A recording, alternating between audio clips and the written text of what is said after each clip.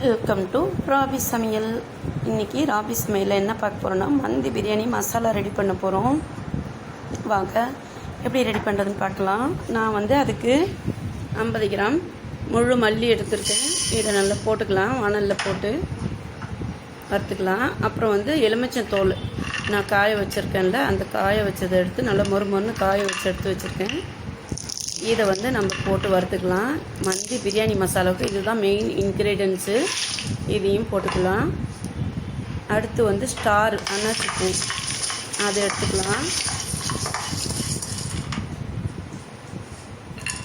அன்னாச்சி பூ 10 கிராம் எடுத்துருக்கேன். பாருங்கள், இந்த அன்னாச்சி பூவையும் அதில் போட்டுக்கலாம்.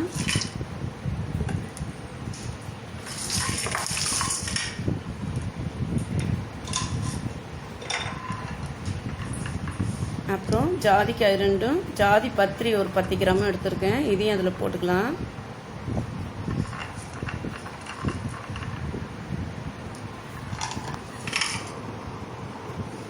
போட்டு நல்லா வறுத்துக்கலாம்.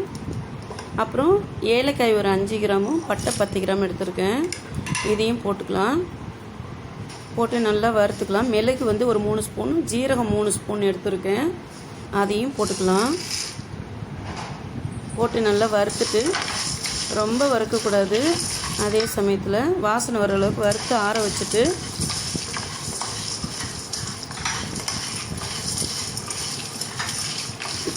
வறுத்து ஆற வச்சு நம்ம மிக்ஸி ஜாடியில் போட்டு அரைச்சிக்கலாம்.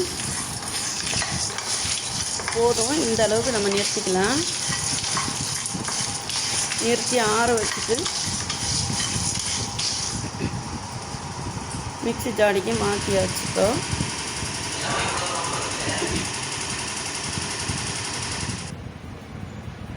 மாற்றி பொடி பண்ணிக்கலாம். ரொம்ப கொரகொரப்பாக அரைக்கக்கூடாது, கொஞ்சம் ரொம்ப நைஸாக அரைக்க முடியாது. கொரகொரன்னு தான் இருக்கும், நல்லா டேஸ்ட்டாக இருக்கும். இவ்வளோ தான் மந்தி மசாலா. இந்த வீடியோ உங்களுக்கு பிடிச்சிருந்துச்சுன்னா லைக் பண்ணுங்கள், ஷேர் பண்ணுங்கள், சப்ஸ்கிரைப் பண்ணுங்கள். கண்ணாடி பாட்டிலில் எடுத்து வச்சுட்டா 3 மாதம் வரைக்கும் வீணாகாமல் இருக்கும்.